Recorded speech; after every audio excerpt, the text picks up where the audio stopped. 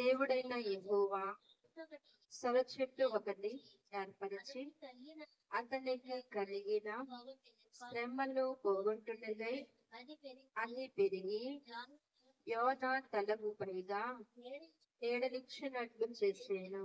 ఆ సొర చెట్టును చూచి యోనా బహు సంతోషించెను. చాలండి. ఈ పరిశుద్ధ వాక్కును తండ్రి మనవినిలో దీవించును గాక. ఆమేన్. ప్రార్థన చేసుకుందామండి. నిమిత్తము మహాగరుడను మహోన్నతుడను మా సర్వాధికారివైన మా తండ్రి, నీ పరిశుద్ధ పాదములకు స్తుతులు స్తోత్రములు చెల్లిస్తూ ఉన్నాం. వాక్యాంశంలోనికి వెళ్ళొచ్చి ఉండగా ఎందుకు పనికి రాని దానని ప్రభా నీ బిడ్డగా ఏర్పరుచుకుని ఈ స్థలమందు నన్ను నిలబెట్టుకుని ప్రభా దేవా నీ బిడ్డలకు వర్తమానం అందిస్తున్న కృపకై నీ కొందరములు ప్రభా దేవా చదవబడిన వాక్యముని మీరు పరిశుద్ధపరచండి. చదువున నీ కుమార్తెను మీరు దీవించండి. నిలబడిన నన్నులో కూడా నీ సిలువ చాటు మరుగుపరుచుకొని చక్కటి సందేశాన్ని నీ బిడ్డలకు అందించమని, లోకపు మాటలు కాకుండా పరలోకపు మాటలను ప్రభా నీ బిడ్డలకు మీరు అందించి నడిపించమని, నీ తోడు నీ సహాయం మాకు అందించి నడిపించమని యేసుక్రీస్తు నామమున ప్రార్థించి వేడుకొనుచున్నాము తండ్రి. ఆమేన్. పుణ్యకథలు ఆలకించండి, దేశీయులారా పుణ్యకథలు ఆలకించండి, పుణ్యకథలు విన్న పుణ్యకథలు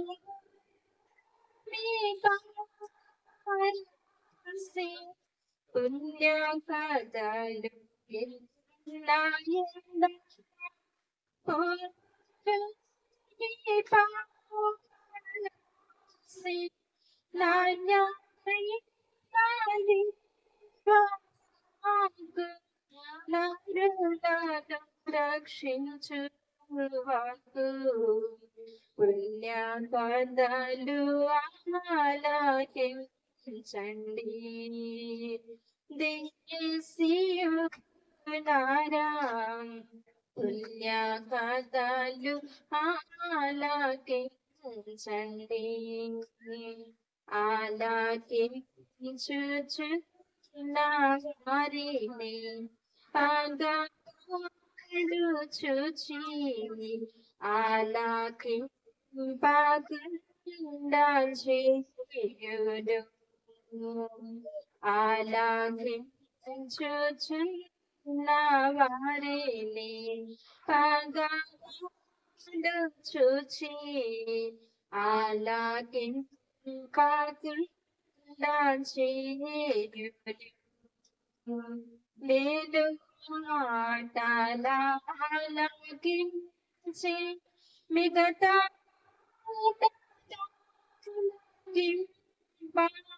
మేలు మాటల ఆలకించి మిగతా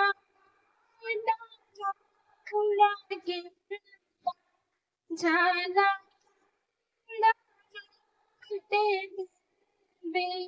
జన్మ దేవుడిచ్చే పుణ్యకథలు ఆలకించండి, దేశీయులారా పుణ్యకథలు ఆలకించండి. హల్లెలూయా. మరి చదువుబడిన వాక్యము మరొకసారి చదువుకుని వాక్యం జ్ఞానం చేసుకుందామండి. నా గ్రంథము 4వ అధ్యాయము 6వ వచనం మనం చూసినట్లయితే, దేవుడైన యెహోవా సొర చెట్టునొకటి ఏర్పరిచి అతనికి కలిగిన శ్రమ పోగొట్టుటకై అది పెరిగి యోనా తలకు పైగా నీడనిచ్చినట్లు చేసేను. చాలండి. ఇక్కడ చదవబడిన వాక్యలు మనం చూసినట్లయితే ఎవరో మనకి కనిపిస్తూ ఉన్నారు అన్నట్లయితే యోనా గారు మనకి కనిపిస్తూ ఉన్నారు. మరి యోనా గారు ఇక్కడ ఒక చెట్టు నీడలో ఉన్నారు. ఏ చెట్టు అది? సొర చెట్టు నీడలో ఉన్నారు. కాబట్టి ఈ చెట్టు నీడలోనికి రావటానికి గల కారణం ఏమిటండి? మొట్టమొదట మరి దేవాది దేవుడు నినివే పట్టణానికి వెళ్ళి ఒక సందేశమును తెలియపరచమన్నప్పుడు యోనా గారు ఏమనుకున్నారండి? ఏమన్నారు? నినివే పట్టణానికి వెళ్ళి వారి యొక్క మరి దుస్థితి నాకు బహు భయంకరంగా కనిపిస్తూ ఉంది. కాబట్టి ఆ పట్టణాన్ని నేను నాశనం చేస్తానని తెలియపరచమని దేవాది దేవుడు మరి యోనాకు ప్రత్యక్షమై చెప్పినప్పుడు, వెళ్ళి చెప్పమన్నప్పుడు యోనా గారు ఏం చేస్తారండి? వెళ్ళకుండా ఏం చేస్తారండి? తర్షీషు వాడికి ప్రయాణమై వెళ్ళిపోయారు. మనం అదంతా చెప్పుకుంటే అలా గంట 2 గంటల ప్రసంగం అయిపోతుంది. మీకు తెలుసు కాబట్టి క్లుప్తంగా వివరిస్తాను. మరి అలాగున మరి తర్షీషు వాడికి వెళ్ళిపోతూ ఉన్నప్పుడు మరి దేవుడు ఊరుకున్నారా? దేవుని మాట మన మూల సిద్ధాంతం ఏంటండి? ఆయన మీతో చెప్పింది చెయ్యుడి. మనము దైవజనులైనా ఎవరైనా దేవుని వాక్కు మనకు చెల్లించినప్పుడు మనం కంపల్సరిగా మనము చేయాలి.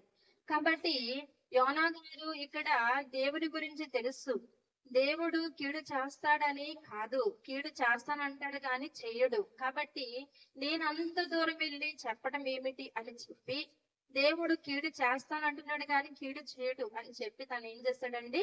వాడ ఎక్కి ప్రయాణమై వెళ్ళిపోయాడు. కానీ దేవుడు చెప్పిన మాట మనం ఏం చేయాలండి? శ్రద్ధగా విని మనం చేయడమే మన పని. అది ఒప్పైనా తప్పైనా దేవుడే చూసుకుంటాడు. మనకు చెప్పిన పని మనము చేయాలి. కానీ యోనా గారు అలా చేయకుండా మరి వాడికి వెళ్ళిపోతున్నప్పుడు దేవుడు ఊరుకున్నాడా? నేను చెప్పిన మాట నువ్వు వినలేదు, చేయమన్నది చేయలేదు అని చెప్పి మరి వాడకి వెళ్ళిపోతుందంటే ఆ యొక్క సముద్రం మీద ఏమొచ్చిందండి? పెద్ద గాలి తుఫాను అతలాకుతలం అయిపోయి మరి వాడ మునిగిపోయే పరిస్థితికి వచ్చినప్పుడు వాడ అడుగు భాగంలోకి వెళ్ళిపోయి నిద్రపోతున్నాడంట. అప్పుడు అందులో ఉన్న ప్రజలందరూ కూడా వారు వారు భయాందోళనతో మరి అన్ని దేవుడికి వారు దేవుని మొక్కుకుంటూ వాడను మరి తేలిక చేయాలని అందులో ఉన్నవన్నీ కూడా ఏం చేస్తున్నారండి? బయట పడేస్తూ వారు ఎంతగా ప్రాణాలు గుప్పెట్లో పెట్టుకుని దేవుని స్తుతించుకుంటూ అడుగు భాగానికి వెళ్ళినప్పటికీ ఎవరున్నారండి? యోనా గారు గాఢ నిద్రలో ఉన్నారు. అప్పుడు యోనా గారిని పిలిచి, పోయి నిద్రపోదా, ఎంత ప్రళయం వచ్చి మునుగుపో సాగుతూ ఉంటుంటే నీవైతే ఇలా నిద్రపోతూ ఉన్నావు, లేచిరా అని చెప్పి బయటికి తీసుకొచ్చిన తర్వాత నీవేంటి, నీ కులం ఏంటి, నీ గ్రామం ఏంటి, నీవేంటి పరిస్థితులు ఎలా ఉన్నావు ఏంటని మొత్తం అంతా అడగటము వారు ప్రయత్నించారు. అప్పుడు ఈ ప్రళయం అంతా చూస్తూ ఉన్న యోనా గారికి ఏమొచ్చిందండి?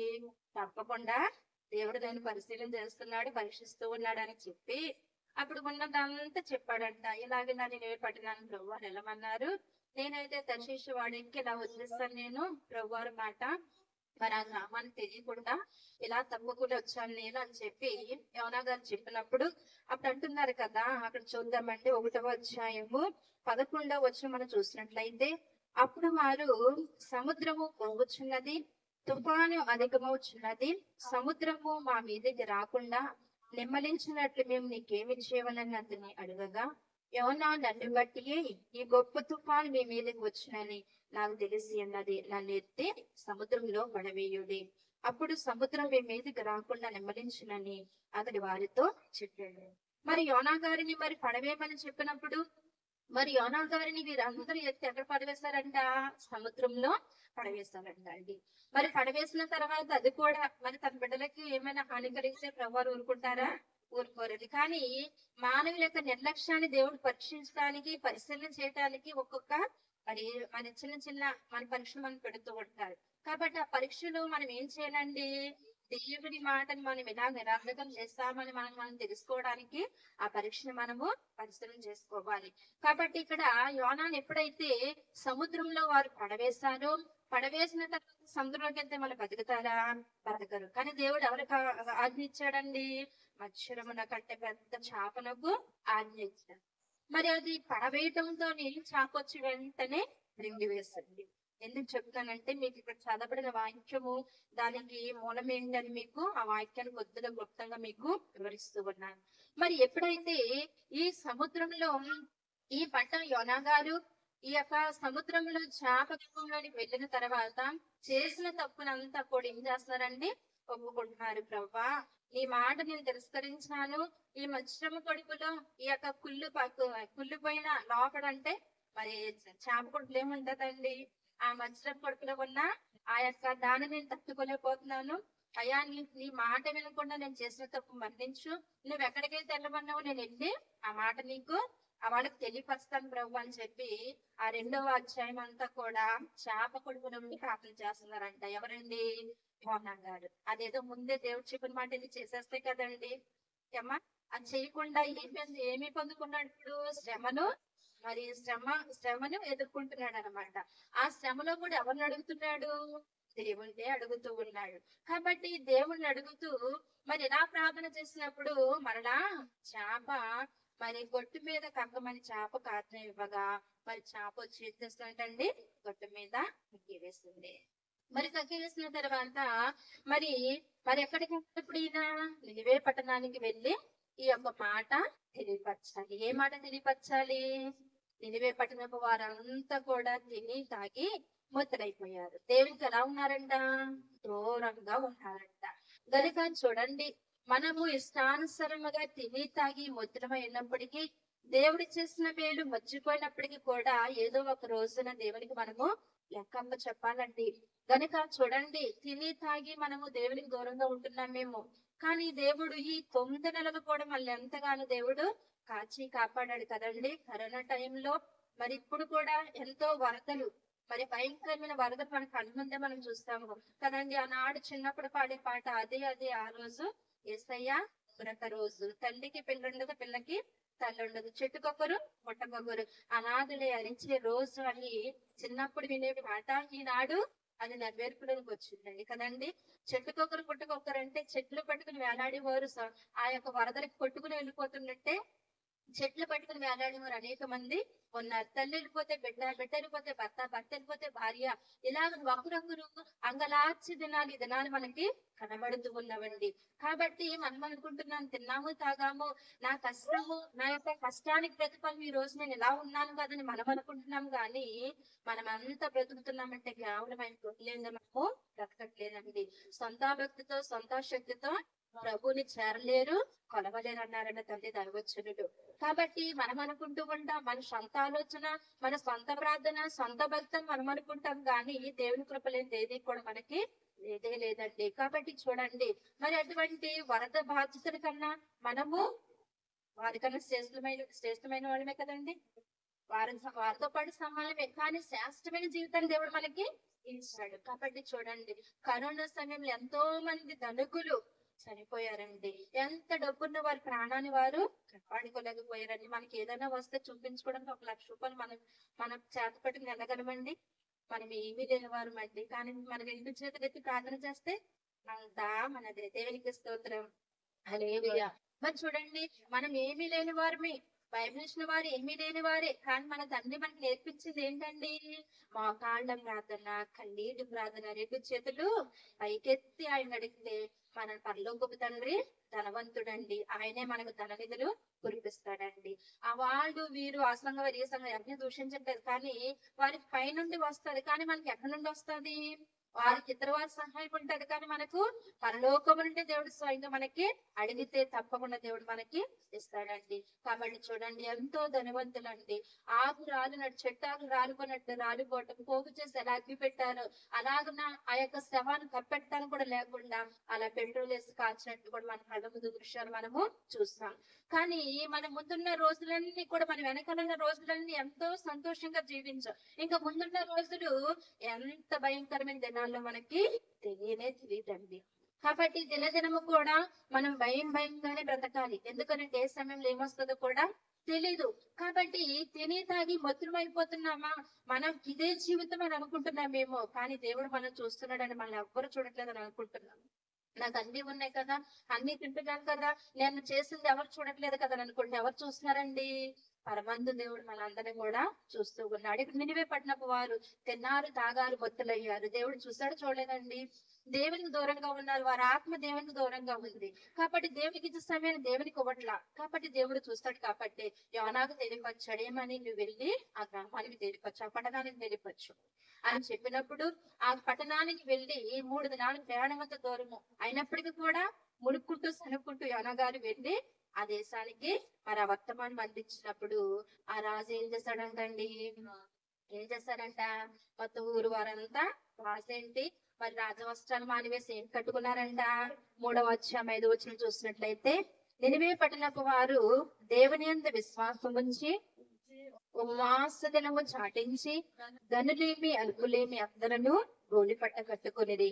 ఆ సంగతి నినివే రాజునకు వినబడినప్పుడు అతడును అతని సింహాసనం మీద నుండి దిగి తన రాజవస్త్రం తీసివేసి గోనెపట్ట కట్టుకుని బూడిదలో కూర్చుంటాను. చూడండి, నినివే పట్టణపు వారందరూ కూడా దేవుని ఏముంచారంటండి? విశ్వాసం ఉంచారంట. మరలా ఉపవాస దినమును ప్రతిష్ఠించారంట. చూడండి, ఉపవాస దినము చాటించి గనులేమి అలుపులేమి అందరూ కూడా ఏం కట్టుకున్నారండి? గోనె పట్ట కట్టుకున్నారండి. మరి చూడండి, ఆనాటి యొక్క గోనె పట్ట కట్టుకుని బూడిదలో కూర్చునేవారండి. మరి ఎంత తగ్గింపునకు సూచనగా వారు గోనె పట్ట కట్టుకుని బూడిదలో కూర్చుని బూడిద నెత్తి మీద చల్లుకొని ప్రార్థన చేస్తారంట. అంత వేదన వారిలోనికి వచ్చిందండి. ఈనాడు మనకి అన్ని ఉండి కూడా మనకి వేదన రావటంలా, కన్నీరు కార్చడానికి కన్నీరు చుక్క కూడా రావట్లా. ఎందుకు కన్నీరు కార్చమంటున్నారు పాస్టర్ గారు మీరు అనుకోవచ్చు. కార్చాలండి. ముందున్న దినాలన్నీ కూడా దుర్దినాలే. ఆ దినాల నుండి మన కుటుంబాన్ని రక్షించుకోవడానికి మనం ఏం చేయాలండి? కన్నీరు కార్చి ప్రార్థన చేయాలి, ఉపవాసం ఉండాలంటండి. మరి ఇక్కడ మరి మీ దైవజనులు 3 దినాలు కూడా ఉపవాస యొక్క వ్రతాలను ఏర్పాటు చేస్తారు. కనుక మనం ఇందాక చదువుకున్న యోవేలు గ్రంథములో ఉపవాస దినము ప్రతిష్ఠించుడి, వ్రత దినము ఏర్పరచుడి. ఎవరిని బతిమాలు కొనటానికంటే అండి? యెహోవాను బతిమాలు కొనటకై. ఎవరిని బతిమాలు కొనడానికండి? యెహోవాను. వ్రత దినం ఎందుకండి? ఏమా, ఉపవాస దినం ఎందుకు? 3 దినాలు ఉపవాసం ఉండటం ఎందుకు? వ్రతం చేయటం ఎందుకు? ఎవరిని బతిమాలుకోవాలంట? దేవుని బతిమాలుకోవాలి. మీరు అనుకోవచ్చు కదా, మీ అన్నీ ఉన్నాయి కదండి మీకు, ఎందుకు బతిమాలుకోవాలి? ఏమా, మంచి భర్త, మంచి బిడ్డలు, మంచి భవిష్యత్తు, మంచి కుటుంబము, తినడానికి దేవుడు అన్ని ఇచ్చారు. ఇంకా బతిమాలుకోవడానికి ఏంటండి? ఈ ప్రాణానికి గ్యారంటీ ఉందండి? ఏ క్షణాన్ని ఏమైపోతుందో కూడా తెలియదండి. కరోనా వచ్చిన కాడి నుంచి అలాగే ఉన్నాయి. అంతకుముందు ఎలా జీవించాలో గానీ ఆ జీవితం అంతా సంతోషమే. ఇక ముందున్న రోజులన్నీ కూడా భయమే. కాబట్టి ఏం చేయాలంటండి? యెహోవాను బ్రతిమాలు కొనుటకి. ఎక్కడికి రావాలంట? ఆయన సన్నిధిలోనికి రమ్మన్నారండి. ఉపవాసం ఉండి ఇళ్ళ దగ్గర కూర్చొని ప్రభువా అనంటే కాదండి. ఎక్కడికి రావాలంటండి? ఆయన సన్నిధి సముఖంలోనికి పెద్దలను చిన్నలను అందరినీ కూడా సమకూర్చమంటున్నాడండి. మరి సమకూరుస్తున్నామా? వాగ్దనం అని మీకు తెలియజేస్తారు అయ్యారు. మరి మనము మన బంధువులకు, మన ఇరుగు పొరుగు తెలియపరుస్తున్నామా? ఏమా, మనం మాత్రమే వస్తున్నామా? ఉపవాస దినాలమ్మా, 9 నెలలు మనం సంతోషించాం, తిండి తాగి సంతోషించాం. ఈ సంతోషాన్ని బట్టి మనలో ఏమైనా చిన్న చిన్న పొరపాట్లు ఉన్నాయేమో దేవుని పాదాలు పట్టుకుని వేడుకుందాం. మా తప్పుదమ్ములు క్షమించండి అని మనం పిలుచుకుంటున్నామా? ఎవరు పిలవాలంటండి? దేశంలోని జనులను, పిల్లలను, పెద్దలను అందరినీ కూడా యెహోవా సన్నిధిలో సమకూర్చమని వాక్య గ్రంథంలో తేటగా రాయబడి ఉన్నాడండి. గనుక చూడండి, ఎప్పుడైతే ఈ యొక్క మరి నినివే పట్టణపు వారందరూ కూడా తిని దాని సంతోషంలో, మరి ఆ సంతోషాన్ని బట్టి, మరి దేవునికి వచ్చిన కోపాన్ని బట్టి ఎప్పుడైతే తినపరచగా వారు కూడా ఏం చేస్తారంట? తిన్నాము తాగాము, దేవుడు తుడిచిపోతాడా, తీసుకెళ్ళిపోని అని అనుకున్నారండి. అనుకోలేదంటే ఏం చేస్తారంటే అండి, గ్రామ వారందరూ కూడా ఏం చేస్తారండి? గోరి పట్ట కట్టుకుని బూడిదలో కూర్చుని అగలాగా ప్రార్థన చేస్తూ ఉన్నారంట. మరి పశువులేంటి, చిన్నలేంటి, పెద్దలేంటి అందరూ కూడా ఉపవాసాన్ని దినాన్ని పట్టించి వారు దేవుని వేడుకుంటున్నారంట. అప్పుడు ఏం చేస్తాడండి దేవుడు? అమ్మ, కీడు చేస్తాడా, మేలు చేస్తాడా? మేలే చేస్తాడు కదా. మరి యోనా గారు ఏం చేస్తారంటండి? ప్రభువారు ఆ దేశాన్ని, లేకపోతే పట్టణాన్ని ఎలా నాశనం చేస్తాడు, నన్ను వెళ్ళి చెప్పమన్నాడు. ఇదిగో మీరు తిని తాగి తృప్తులైపోయారు కాబట్టి దేవుని కోపం వచ్చింది. దేవునికి సమయాన్ని దేవుని పోకుండా మీరు ఇష్టానుసారంగా జీవిస్తున్నారు కాబట్టి దేవుని కోపం వచ్చి మిమ్మల్ని నాశనం చేస్తానన్నది అని చెప్పారు. అప్పుడు ఏమనుకుంటున్నాడు ఈయన? ఎలా నాశనం చేస్తాడు? అగ్ని చేత కాల్ చేస్తాడా? ఒకరికొకరికి ఏదో తెగుడు వచ్చి చచ్చిపోతారా? మరి గ్రామ వారందరూ కూడా తప్పకూలిపోతారా? ఎలా చచ్చిపోతారా అని చెప్పి యోనా గారు ఏం చేస్తారంటే అండి, ఊరికి చివర మరి చిన్న మరి చొర చెట్టు నీడలో ఆయన ఉన్నాడు. అక్కడ ఊరికి చివర చిన్న పందిరేసుకుని ఆయన చూస్తూ ఉన్నాడు. దేనికోసం చూస్తున్నాడు? యెహోవా కోపాగ్ని ఎలా ఉంటది, యెహోవా ప్రళయం ఎలా ఉంటది అని చూస్తూ ఉన్నాడు. మరి ఊరికి చివరి ఉండి చూస్తూ ఉన్నప్పుడు మరి యోనా చూసేది ఏంటి? నాశనం ఎలా వస్తుందా అని చూస్తున్నాడు. మరి గ్రామం వారు ఏం చేస్తున్నారండి? అంగలార్పు ప్రార్థన చేస్తూ ఉన్నారు. కన్నీటి ప్రార్థన. చేసిన తప్పుదములన్నీ మన్నించు ప్రవ్వా, తిని తాగి సంతోషించాము, నీకు దూరంగా ఉన్నట్లయితే దయతో క్షమించండి అని కన్నీటి ప్రార్థన వారు, అంగలార్పు ప్రార్థన వారు చేస్తూ ఉన్నారు. ఈలోగా యోనా మరి విసుక్కుంటున్నాడు. యోనా ఏం కలుగుతాదా, ఏం చేస్తాదా అని చూస్తూ ఉన్నప్పుడు దేవుడు యోనాకు తెలియపరుస్తున్నాడంట. ఏమని? ఒక రాత్రి కాల సమయంలోనే ఒక సొర చెట్టుని ఏర్పాటు చేశాడంటే యేసయ్య. మరి ఉదయ కాలం అంతా ఎండ వచ్చేస్తుంది, ఎండలో ఉంటున్నాడు. రాత్రి చూసినప్పుడేమో ఎండలో ఉంటున్నాడు. మరి అలా ఉండినప్పుడు ఈ ఎండను బట్టి యోనా విసుగుపోతున్నాడు. బ్రతుకుడు కంటే చచ్చటం మేలు అని అంటున్నాడని దేవుడు ఏం చేశాడంటండి, ఒక సొర చెట్టు ఏర్పాటు చేసినప్పుడు ఎండ నుండి నీడలోకి వచ్చిన ఈ యొక్క యోనా గారు ఏమనుకున్నారంట? అమ్మయ్యా, నా జీవితానికి సేద తీర్చుకుంటున్నాను, ఈ నీడ నాకు చాలా ఉపయోగకరమైనది అని చెప్పి సంతోషిస్తున్నాడంట. మరి ప్రభువారికి ఏమనిపించినప్పుడు ఈ సంతోషము మళ్ళా ఈ దుఃఖము రెండు విధాలా యోనా గారు మరి బాధపడుతున్నారు కాబట్టి యోనాను కూడా పరీక్షిద్దామని చెప్పి ఎప్పుడైతే రాత్రికాల సమయంలో సొర చెట్టు ఎప్పుడైతే మొలిచిందో, ఎప్పుడైతే దానికి నీడనిచ్చిందో, మళ్ళీ అదే సమయంలో సొర చెట్టును కూడా ఒక పురుగుని ఏర్పాటు చేసి తొలిచివేయడం మొదలు పెట్టారు. అది చచ్చిపోయింది. అప్పుడు ఏమనుకుంటున్నాడు ఆయన? ఎండ విపరీతంగా ఉండడం ద్వారా నీడ లేక అలసట లేక ఏమనుకుంటున్నాడు ఆయన? ఏమనుకుంటున్నాడండి? బ్రతుకుడు కంటే చచ్చడం మేలు అని అంటు. చూద్దాం అక్కడ ఏడో వచనం చూసినట్లయితే, మన పరిస్థితి ఉదయం మందు దేవుడు ఒక పురుగును ఏర్పరచగా అది ఆ చెట్టును తొలిచినందున చెట్టు వాడిపోయిన. మరియు ఎండకాయగా దేవుడు వేడిమ గల తూర్పు గాలిని రప్పించాను. యోనా తలకు ఎండ దెబ్బ తగలగా అతడు సమ్మచ్చిది బ్రతుకుడి కంటే చచ్చుట నాకు మేలు అనుకునేను. అప్పుడు దేవుడు ఆ సొర చెట్టుల గురించి నువ్వు కోపించుట న్యాయమా అని అడుగుతున్నాడు. మరి చూడండి, ఎలాగున ప్రళయం రప్పిస్తాడా, ఎలాగ నాశనం చేస్తాడా అని ఎదురు చూస్తూ ఉన్న యోనాకు, విసుకుంటున్న యోనాకు, బ్రతుకుడు కంటే చచ్చుట మేలు అని అనుకున్న యోనాకు తెలియపరచడానికి దేవుడు ఒక సొర చెట్టుని ఏర్పాటు చేశాడు. ఒక రోజుకు తన చేతితో మొక్క వేసి పెంచలేదండి, ఒక రోజు కొలిసిపోతుందండి. అది దేవుని కృపను బట్టి తన నీడనిచ్చే చెట్టులా దేవుడు చేసుకున్నాడు. అదే మానవుడైతే అది వేసినా గాని అదొక నెలకు గాని పెట్టిన చెట్టు పెద్దదవుతుంది. కానీ తన చేతితో తను వేయలేదు. కానీ ఆ చెట్టు చచ్చిపోయిన తర్వాత యోన ఏమనుకుంటాడంట? ఆ ఎండను చూసి, ఆ వేడుకను చూసి అంటున్నాడంట, బ్రతుకుడు కంటే చచ్చుట మేలు అని యోన మరి చాలా చాలా బాధపడుతున్నాడంట. అప్పుడు ప్రభు వారు అంటున్నారు, యోనా యోనా, నువ్వెందుకు ఇసుకుంటున్నావు? నువ్వెందుకు బ్రతుకుడు కంటే చచ్చుట మేలు ఎందుకంటున్నావు అని. ఇదిగో ఈ చెట్టు విషయంలో నీవు నీళ్లు పోసి నీ చేతితో చెట్టు నాటలేదు కదా, ఆ చెట్టు నీడనిచ్చినప్పుడు సంతోషించావు, ఆ చెట్టు నీడలేనప్పుడు బ్రతుకుడు కంటే చచ్చుట మేలు అని అంటున్నావు. అలాగనే మరి చూడండి, నా బిడ్డలైన వారు 120,000 కంటే ఎక్కువై కుడి ఎడమలను ఎరగని జనమును బహు పశువులు గల నినివే మహాపురం విషయంలో నేను విచారణ పడవద్దా అని యోనాతో సెలవిచ్చాను. మరి చూడండి, నువ్వు నాశనం చేస్తావు చెప్పని చెప్పావు, మరి వచ్చాను, మరి ఎలా చేస్తున్నావు ఏంటో నువ్వు అనుకోవచ్చు. కానీ వారు దుర్మార్గులు అయ్యి ఉంటే వారు నేను నాశనం చేయలేదు. దుర్మార్గులు అయ్యి ఉంటే కూడా వారు ఏం చేశారు? దేవుని పాదాలు పట్టుకొని వేడుకున్నారండి. ఎందుకు వేడుకున్నారండి?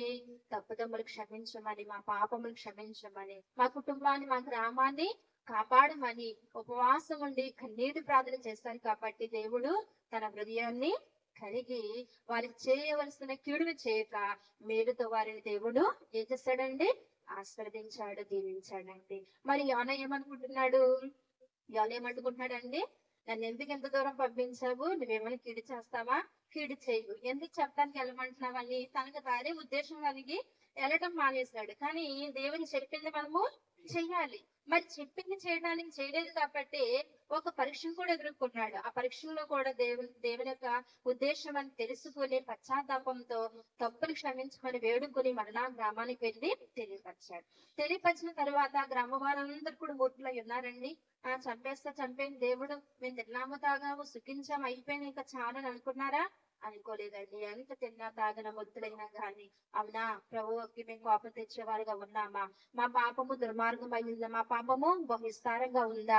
కాబట్టి మేమందరం కూడా ఆయన పాదాల పట్టుకుని వేడుకోవాలని వారందరూ కూడా ఉపవాస దినము ప్రతిష్ఠించి వ్రతాన్ని ఏర్పరిచి మరి ఆహారము పానీయము నీళ్లు కూడా తీసుకోకుండా వారు చక్కగా ఉపవాసం చేసి దేవుడి హృదయంతో వారందరూ కూడా ఆశీర్వాదం పొందుకున్న వారుగా కనపడుతూ ఉన్నారు. మరి చూడండి, యోనా కూడా మరి బ్రతుకుడ చెప్పడం మేలు అని చెప్పడమే కాకుండా మరి యోనా కూడా సొర చెట్టు నీడలో ఒక్కో గంట సొర చెట్టు నీడలో ఉంటేనే తనకు ఒక రోజు అంతా ఉండొచ్చు, లేదా ఒక గంట ఉండొచ్చు. మరి ఆ సొర చెట్టు నీడలో తనకి ఏం కలిగిందండి?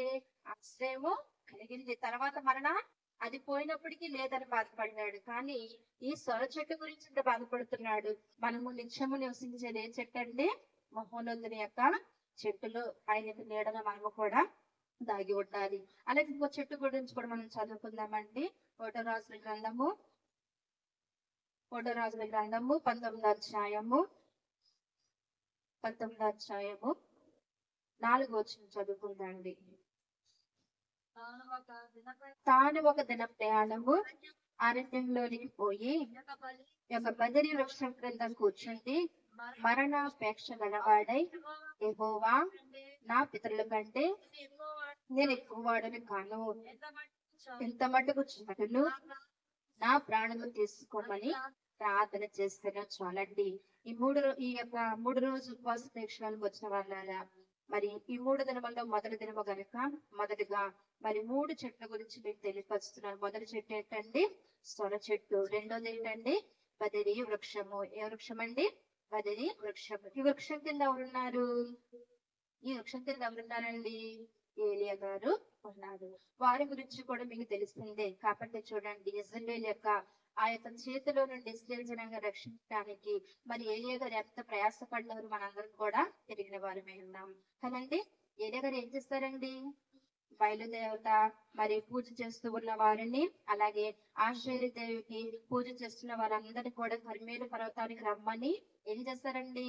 ఒంటరిగా ఉన్నారండి. ఎవరండి? ఏలియా గారు. మరి చూడండి, యెజబెలు స్త్రీ చేతులు ఎంతమంది ఉన్నారు? మరి ఇక్కడ రాయబడింది కదండి. మరి బయలుదేవత ప్రవక్తలు 450 మంది, ఆశ్చర్య దేవి ప్రవక్తలైన 400 మందిని నా యొద్దకు కర్మేలు పర్వతములకు పిలువనప్పమని చెప్పాను. 18, 19 చూసినట్లయితే అక్కడ రాయబడింది. మరి ఎంతమంది జనాంగాన్ని, ఇశ్రాయేలు జనాంగాన్ని మరి వారి చేతులు పెట్టుకుంది ఎవరండి? యెజబెలు స్త్రీ. మరి ఏలియా గారు ఏం చేస్తారు? మరి ఆయన దేవుని వైపు తిరిగిన బిడ్డలే మరలా మరి ఆహారం కొదువుగా ఉండి కొరత వచ్చిందని మళ్ళా ఆ స్త్రీ చేతిలోనికి వెళ్ళిపోయారని తెలుసుకుని మరలా ఒక్కడిగా ఉన్నా గాని మరి అంతమంది ఉన్న జనాంగము వారందరూ ఎక్కువగా ఉన్నారు, నేను ఏం చేయగలను అనుకున్నాడండి? అనుకోలేదు. కానీ దేవుని బిడ్డలు మార్చడానికి ఒక్కడగా ఉన్నా గాని నిలబడ్డాడు. వెనకాల ముందెవరున్నారండి? దేవుడు నాకు తోడున్నాడు. వెనక ముందు కూడా దేవుడు నాకు తోడున్నాడు, నేను ఒంటరి వాడను కాదు అని ఏలియా గారు నిలబడ్డారు. మరి చూడండి, మీరందరూ కూడా కర్మేలు పర్వతం మీదకి వెళ్ళండి. వెళ్ళిన తర్వాత అక్కడ మీ దేవతను మీరు పిలవండి. మీకు కూడా సమయం ఇస్తూ ఉదయం సాయంకాలం వరకు మీ దేవతను మీరు పిలవండి. మీ దేవత వచ్చి నేను అక్కడ దహించిన మరి సిద్ధం చేసిన ఆ యొక్క బలిపీఠ మీద వదించిన మరి ఎద్దును, తొలగలుగా చేసి పెట్టిన ఎద్దును అది దహించి వేసింది అనుకో, మీ దేవుడు గొప్ప దేవుడని జనాంగాన్ని నీ వైపు విడిచిపెట్టేస్తాను అని ఆయన సమయం ఇచ్చారు. ఉదయం సాయంకాలం వరకు వారు ఏం చేశారండి? చక్కగా బలిపీఠం కింద కట్టుకున్నారు. దాని మీద ఎద్దును మరి ముక్కలుగా చేసి తొనకలుగా చేసి పెట్టుకున్నారు. మరి పెట్టుకుని వారు ఏం చేస్తారండి? ఇప్పుడు వారి దేవుడితో ఏం చేయాలి? దహించి వేయాలి. కాబట్టి వారు ఉదయం మొదలు సాయంకాలం వరకు పాటలు పాడుతున్నారు, డాన్స్ వేస్తున్నారు, ఇంకా అరుస్తూ ఉన్నారు. కానీ ఆ దేవుడు మీద ఇంకా ఏం చేస్తున్నారు? శరీరం అంతా కూడా ఏం చేస్తారండి? కోసుకుని రక్తం చిందించాలండి. మన దేవుడు రక్తం చిందించమన్నాడమ్మా? చిందించమన్నాడా? చిందించమన్నా? ఆయన మన కొరకు ప్రాణం పెట్టాడంట. కాబట్టి చూడండి, వారు ఏం చేస్తున్నారంట? ఉదయం మొదలు సాయంకాలం వరకు కూడా వారు ఎంతకాలం మరి ప్రార్థన చేసినా గానీ దేవత అనే మాట కూడా పలకటుంది. చదువుకుందాం. అక్కడికి చూసినట్లయితే మరి 26 వచనం చదువుకుందాం. 18, 26. వారు తమకు ఇయ్యబడిన ఎద్దును తీసుకొని సిద్ధము చేసి ఉదయం మొదలుకొని మధ్యాహ్నం వరకు పైలా మా ప్రార్థన వినమని పైన పేరుని బట్టి ప్రార్థన చేస్తారు గాని ఒక మాట అయినను ప్రత్యుత్తరం ఇచ్చేవాడు ఎవడు లేకపోగా వారు తాము చేసిన బలిపీఠం వద్ద గంతులు వేయ మొదలుపెట్టిరి. మధ్యాహ్నము కాగా ఏలియా వాడు దేవుడై ఉన్నాడు, పెద్ద కేకలు వెయ్యుడి, వాడు ఒకవేళ జ్ఞానం చేయించున్నాడేమో, దూరం ఉన్నాడేమో, ప్రయాణం చేయించున్నాడేమో, వాడు నిద్రపోచున్నాడేమో, మీరు ఒకవేళ లేపవలసినదేమో అని అపహాసం చేయగా వారు మరి గట్టిగా కేకలు వేయచ్చు రక్తం కారుమటుకు తమ మర్యాద చొప్పున కత్తులతోనూ శస్త్రములతోనూ తమ దేహములను కోసుకొనుచుండెరి. ఆ ప్రకారం మధ్యాహ్నమైన తర్వాత అస్తమయ నైవేద్యములు అర్పించే సమయం వరకు వారు వెనకన చేయించు వచ్చిన గాని మాట అయినను ప్రత్యుత్తరమయ్య వాడైనను లక్ష్యం చేసిన వాడైనను లేకపోయాను. అప్పుడు ఏలియా దగ్గరికి రండని జనులందరితో చెప్పగా మరి ఎలాగున మరి దేవుని గురించి వారు ఎంతగానో వారు ప్రయాసపడుతున్నారు కానీ ఆ ప్రయాసలో ఆ దేవత రాలేదండి. మరి ఎంతగా మొక్కుబడి చేసినప్పుడు మరి మొక్కుబడి మరి అంత ప్రార్థన చేసినప్పుడు మరి వారిని కనికరించే దేవుడైన వారి యొక్క ప్రార్థన రావాలి కదా. ఉదయం మొదలుకొని సాయంకాలం వరకు చేసిన ప్రార్థనలన్నీ కూడా వింటూ వింటున్నారో వినట్లేదో కానీ ఒక మాట అయినా కూడా సమాధానం చదవలేదు. కానీ ఏలియా గారు ఒక్కరే ఉన్నారండి. జనాంగం అంతా ఆపక్షాన్ని ఉంది, నేనేం చేయగలను అని అనుకున్నారా? అనుకోలేదండి. కానీ ఒక్కడమైనది వదులుకోవద్దు, నీ పక్కన 10,000 మంది అనేక మంది అని తల్లి గారు సెలవిచ్చారు. కనుక చూడండి, ఒక్కడగా ఉన్నా గాని నా గురి, నా బలము, నా శక్తి నీవేనయ్యా అని విశ్వాసంతో గురి కలిగిన ఏలియా గారు మరి వాళ్ళందరూ చేస్తున్న ప్రార్థనలు వారు చేస్తూ ఉన్న కత్తులతో కోస్తూ రక్తం చిందిస్తూ ఉంటుంటే ఆ దేవత ఒక్క మాట అయినా కూడా సమాధానం ఇవ్వటం లేదు. ఏలియా గారు అంటున్నారంట, మీ దేవుడు నిద్రపోయాడేమో మేము కొలపండి, మార్గ మధ్యలో ఉన్నారేమో మేల్కొలపండి, అయ్యా మీ దేవుడిని గట్టిగా వేడుకోండి, మీ దేవుడికి వినిపించట్లేదేమని ఆయన కూడా ఏం చేస్తాడంటే అపహాసం చేస్తున్నాడంట. మరి చూడండి, కత్తులతో డాక్సులతో మరి అలాగని చేసే ఆరాధన మంచిదంటారా? ఏమా దేవుని వేడుకునేది ఏంటండి? ఏకాంత స్థలంలో మనము కోరుకోవాలి, చేరుకోవాలి. మనస్సులో ముందు ఏం కావాలండి? కోరిక పుట్టాలండి. మనసులో కోరిక పుడితేనే గాని వస్తామా? రామండి. మరి మీ అయ్యగారు ఉన్నప్పటికప్పుడు ఫోన్ చేస్తారు, ఈ రోజు గుంటూరు వెళ్ళాలి. మరి అయ్యగారు ఫోన్ చేసి వదినమ్మ గారు మీరు రావాలి అనేసానంటే, ఇలా గుంటూరు వెళ్తున్నా అనేసానంటే, లేదు వదిన రావాలి. మరి నాకు వెళ్ళిపోవాలని అనుకుంటే రాగలనా? ఆలోచించాను, ఇది దైవ చిత్తమేమో, నాకు అప్పగించిన పని నేను వెళ్ళాలి, నాకు వచ్చిన దేవుని యొక్క మాట 2 మాటలు గ్రామానికి నేను చెప్పాలి, ఇది వద్దని అనుకోకూడదు అని అనుకుని మళ్ళీ ఏమనుకున్నాను, 1 గంటలో ఫోన్ చేస్తానని మళ్ళా ఫోన్ చేసి వస్తానని చెప్పి అనుకునొచ్చారు. దైవ చిత్తమే కదండి. ఏ సమయాన్ని దేవుడు అక్కడ పంపిస్తాడో తెలియదు. మనం అనుకుంటా నేను వచ్చి మీ సభలో బోధిస్తానని రాణిస్తప్పుడు ఆదివారం వచ్చి మందిర్ పక్క తప్పుకొని నేను బోధిస్తానంటే ఊరుకుంటాను నన్ను? ఊరుకోరు. కానీ దేవుని సంకల్పము, దేవుని యొక్క మరి నడవడిక కాబట్టి ఆయన నడిపించాడు కాబట్టి మనస్సులో కోరిక పుట్టింది కాబట్టి వచ్చారు. వచ్చే స్థలంలోకి చేరుకున్నాను, పరిశుద్ధ స్థలంలోనికి చేరుకున్నాను. కాబట్టి అలాగని ఏకాంత స్థలము కోరుకోవాలి, చేరుకోవాలి. అలాగే మోకాళ్ళ మీద ఉండి మదిలోనికి ఏం రాకూడదంటండి? లోకాశ మదిలోనికి రాకూడదంట. అలాగనే మనము ప్రార్థన చేసినప్పుడు దేవుడు తప్పకుండా మన ప్రార్థనలన్నీ కూడా ఆలకిస్తూ ఉంటాడండి. మరి ఎంత ప్రార్థన చేస్తున్నా బయలుదేవత అని మాట కూడా పలకకుండా సమాధానం ఇవ్వలేనప్పటికీ ఏలియా గారికి అవకాశం వచ్చేస్తుంది. ఏం చేస్తారండి ఆయన? రండి, నా బలగం ఏంటో, నా శక్తి ఏంటో, నా జీవుడు కన్నా దేవుడు ఏంటో మీకు చూపిస్తాను. దేవుని మీద మన విశ్వాసం ఉండి గురి కలిగితే ఒక్కరు కాదండి, 100 మంది ఉన్నా దేవుడు 1000 మందిగా దేవుడు నడిపిస్తాడు. కానీ మనము బెదరకూడదండి. ధైర్యంగా ఉండుము విశ్వాసి, ధైర్యంతో దేవుని ఆత్మతో స్తుతించుము, వచ్చిన శ్రమలన్నింటిలో నుండి నిన్ను ఆనందింప చేస్తానన్నాడండి. ముందు మనకి ఏం కావాలండి? ధైర్యం కావాలి. ధైర్యంగా ఉండుము విశ్వాసి అని తండ్రి గారు చక్కటి పాటలో రాస్తారు. కాబట్టి ధైర్యంతో ముందు ఏలేగా నిలబడ్డారండి. అన్నారనమాట, మీరందరూ నా వైపు రండి అని చెప్పి, ఒక్కడిగా ఉన్నాను కదా, ఏం చేయగలను అంటే చూస్తే ఒకవేళ 450 మంది ఉండొచ్చు, 800 మంది ఉండొచ్చు, కానీ ఆ జనాంగం వచ్చి నేను ఒక్కడిని ఏం చేయగలను అని అనుకోలేదండి. ఎవరికి అప్పగించుకున్నాడండి? నా ప్రభా, నీ ప్రజలు 2 తలంపులు కలిగి ఉన్నారు ప్రభా, రెండు తలములు కలిగిన ఈ బిడ్డలను నీ వైపు నీ వశపరుచుకోమని ఏం చేస్తారండి ఏలే గారు? ప్రార్థన చేస్తారండి. ప్రార్థన చేసి మళ్ళా బలిపీఠాలు తీసివేసి మన శ్రేష్టమైన బలిపీఠము అలాగే రాళ్ళను చక్కగా పేర్చుకొని మళ్ళా ఎందును వదిలించి చక్కగా దానికి బలిపీఠం మీద సిద్ధం చేసి నీళ్లు పోసి మన నీళ్లు పోసి అంటుకుంటదండి? అంటుకుంటుందా? అంటుకోదు. కానీ ఏంటండి, నా దేవుడు గొప్ప దేవుడు అని రుజువు చూపించడానికి నీళ్లు పోసి ఇక్కడ ఒకే ఒక ప్రార్థన చేస్తాడు. ఉదయం మొదలు సాయంకాలం వరకు ప్రార్థన చేయలేదండి, గొంతులేదండి, కత్తులతో కోసుకోలేదండి, రక్తం చిందించలేదండి. ఏమంటున్నాడండి? ఏమన్నాడు? సైన్యముల అధిపతి యెహోవా అని ప్రార్థన చేస్తాడు. 38వ వచనం చూసినట్టయితే అతడి లాగును ప్రార్థన చేర్చుండగా చూడండి 37వ వచనం, యెహోవా నా ప్రార్థన ఆలకించుము, యెహోవైన నీవే దేవుడవై ఉన్నావనియు, నీవు వారి హృదయములను నీ తట్టుకు తెరవచ్చేదవనియు, ఈ చెరువులకు తెలియనట్లుగా నా ప్రార్థన అంగీకరించు. చూడండి, యెహోవా నా ప్రార్థన ఆలకించుము, యెహోవైన నీవే దేవుడవై ఉన్నావని, నీవు వారి హృదయములను నీ తట్టు తిప్పినట్లు కృప చూపించుమని ప్రార్థన చేస్తాడండి. ప్రభా ప్రభా ప్రభా ప్రభా ప్రార్థన చేస్తాడా? దేవా దేవా దేవా అని ప్రార్థన చేస్తాడా? నువ్వు రావయ్యా, ఇక్కడ ఇది కురిపించయ్యా, ఇది ధరించయ్యా, ఈ ప్రజలందరి వైపు నీ గొప్పతనం చూపించుకోయ్యా అని గొల్లు ఏడుస్తూ ప్రార్థన చేస్తాడండి? చేయలేదండి. మన ప్రార్థన ఏంటండి? సన్నిధిలో మనం ఉంటే సన్నిధే మనలో ఉండి మన చిక్కులకు పరిష్కారాన్ని వెంటనే తండ్రి గారు సన్నిధి అనుభవాలు మనకు నేర్పించారండి. ఎవరికి లేని భాగ్యాన్ని తండ్రి గారు మనకి ఇచ్చారండి. గదిలో ఏకాంత స్థలంలో ఉండి ప్రభువారితో ముఖాముఖిగా మాట్లాడుతూ ఆయన అన్ని కూడా ప్రభువారు మాట్లాడినవన్నీ కూడా చక్కగా మనకి పుస్తకాలు అద్దిద్ది చక్కగా మనకి ఇచ్చి అంటే సన్నిధి అనుభవాలు మనకు నేర్పించారండి.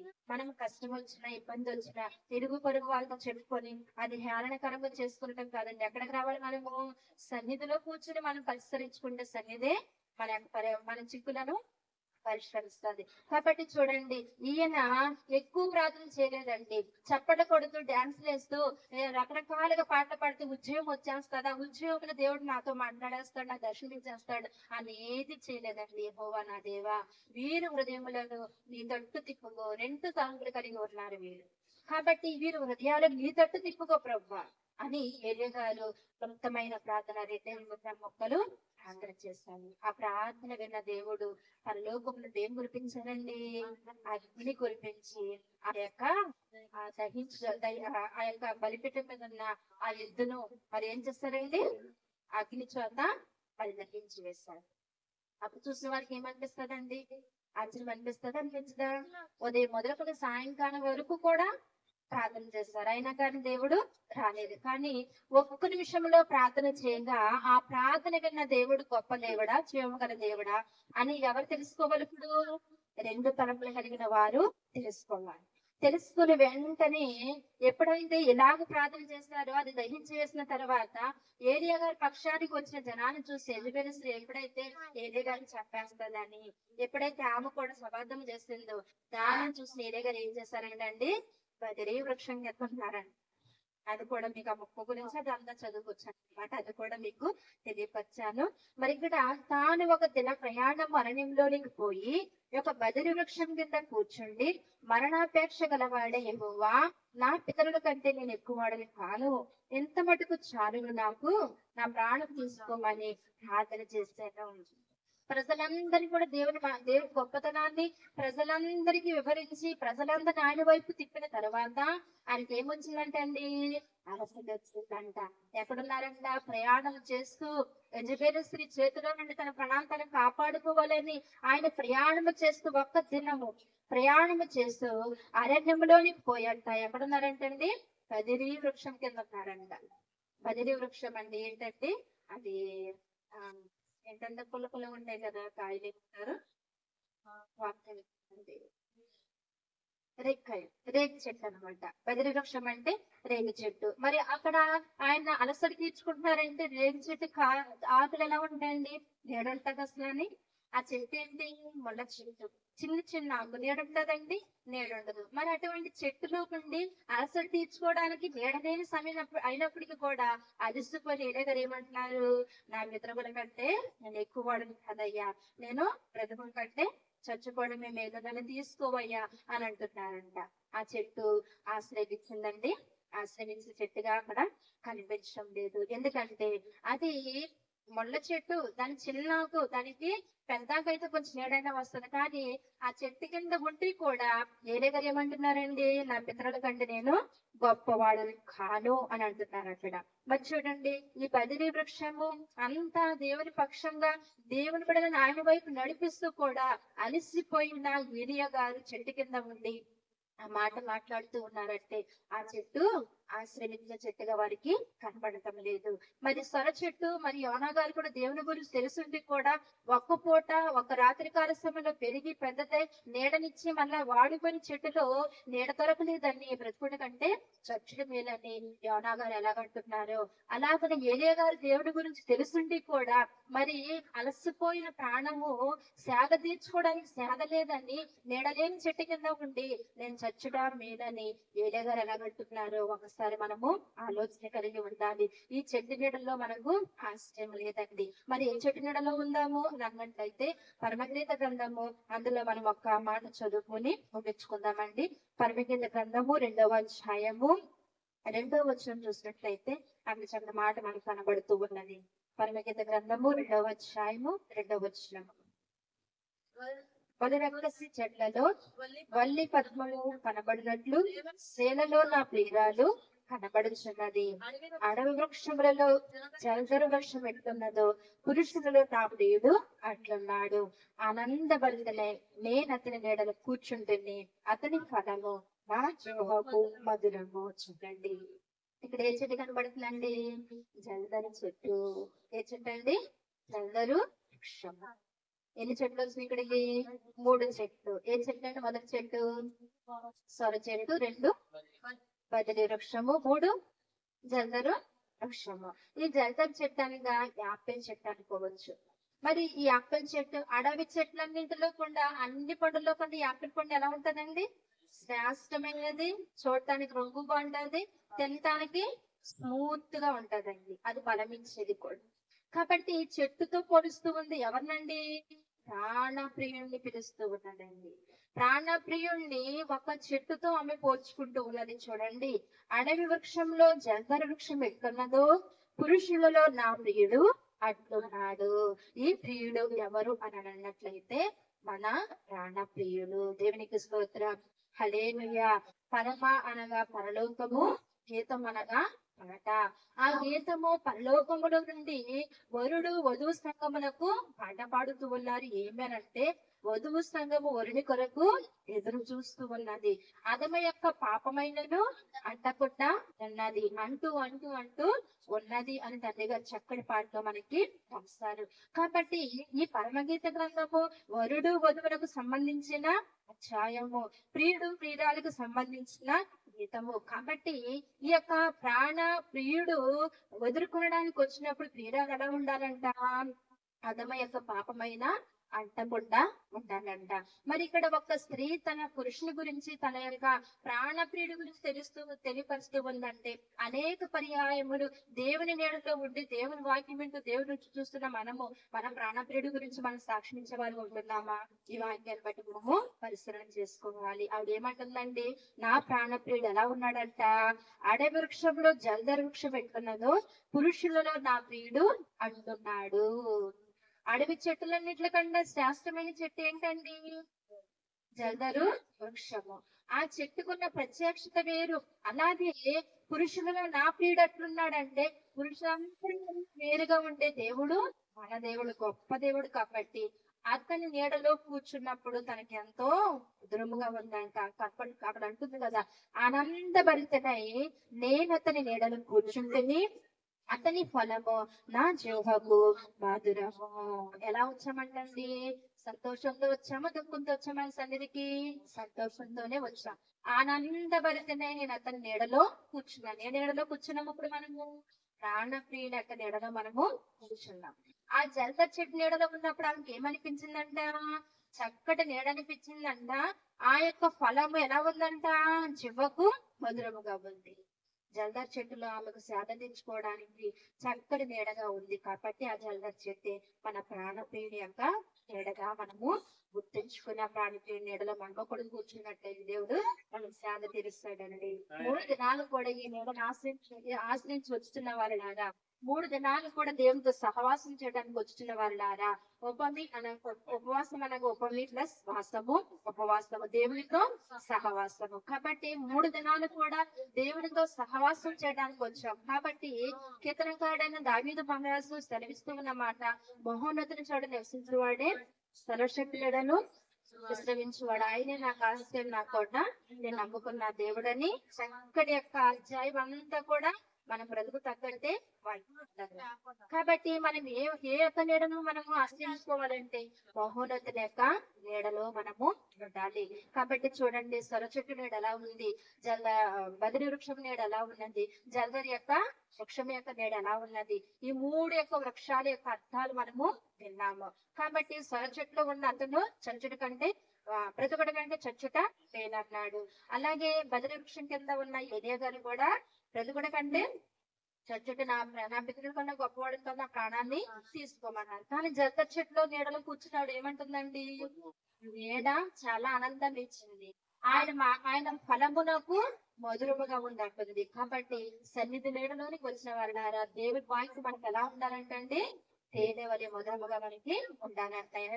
అంటున్నాడు కదా, నరపుత్రుడు నీవు చక్కగా నిలబడి నీతో మాట్లాడుకుని అంటున్నాడు. నరపుత్రుడు మెచ్చుచు నీ గ్రంథములు నీవు భక్షించుము, అది తిన్నప్పుడు నోటికి ఎలా ఉందంటండి, తేనె వలె మధురముగా ఉందంట.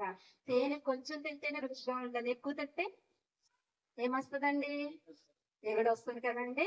అలాగే వాక్యం కూడా శాశ్వతమైన మాటలు, ఇంపైన మాటలు మనం కొద్దిగా వింటే పొరగింటుంది, హృదయాన్ని హత్తుకుంటుంది. ఎక్కువగా చెప్పామంటే ఏమనిపిస్తుంది, మీకు ఏమనిపిస్తుందండి, విసుకొచ్చేస్తుంది, విడిచిపెడుతుంది, ఇవిడి వచ్చిందమ్మా పట్టుకుందామా అని అనిపిస్తుంది, అనిపించదండి. దేవునికి స్తోత్రం. అలాంటి విశ్వాసులు కదమ్మా, దేవునికి స్తోత్రం, దేవుని మహిమ కలిగిన గాక. హల్లెలూయా. మరి చూడండి, అలాగున యెహెజ్కేలు భక్తుడు అంటున్నాడండి, 3:3 అంటున్నాడు కదా, ఆయన ఏమంటున్నాడు, యెహెజ్కేలు అంటున్నాడు, ఆయన అంటున్నాడు కదా, నరపుత్రుడా ఏమిచ్చు నీ గ్రంథమును నీవు భక్షించుము అంటున్నాడు ఆయన. అంటే తినేమంటున్నాడు. తింటానంటే ఎలా ఉందంట, నోటికి మధురము, తేనె వలె మధురముగా ఉంది, తేనె కంటే మధురంగా ఉందంట. కాబట్టి అలాగున జల్దరి చెట్టు నీడలో ఉన్నామే ఫలము తింటేనే నా చెవ్వకు మధురముగా ఉందంటుంది. అలాగున 3 దినాలు దేవుళ్ళు సహవాసం చేయడానికి వచ్చాం. కాబట్టి అతని మాట మనకి ఎలా ఉండాలంటండి, తేనె వలె మధురముగా ఉండాలండి. నీడలో ఆనందము కలగాలంట. నీడలో ఆనందం కలగకపోతే మనము కూడా ఏమనిపిస్తుంది, ఎక్కడున్నా నా జీవితానికి సుఖము లేదు, సంతోషం లేదు, ఎందుకు వచ్చిన బ్రతుకు అని మనము కూడా విసుగుపోయే వారిలాగా ఉండకూడదు. కాబట్టి ఆ చెట్టు నీడలో విసుగుదల ఉంది, కానీ జల్దరి చెట్టుని విసుగుదల లేదండి. ఆ జల్దరి చెట్టే పరిశుద్ధుడి యొక్క నీడ.